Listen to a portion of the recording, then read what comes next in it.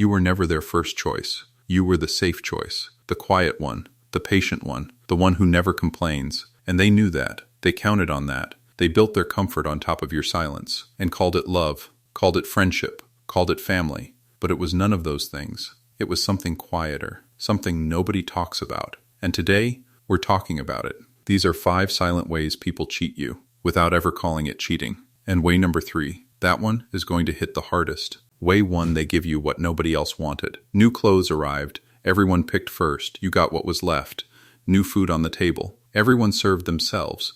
You got the smallest portion. And when you looked around, nobody even noticed. Because, in their mind, you're the one who doesn't mind. You're the one who adjusts. You're the one who never complains. So they stopped even thinking about you first. They didn't do it with anger. They didn't do it with cruelty. They did it with comfort. The comfort of knowing you will accept whatever they give you. That is a silent cheat. And most people never call it that. Way 2, they ask your opinion last. Big decision in the family. Everyone consulted. You were asked last, or not asked at all. And when you did speak, they had already decided.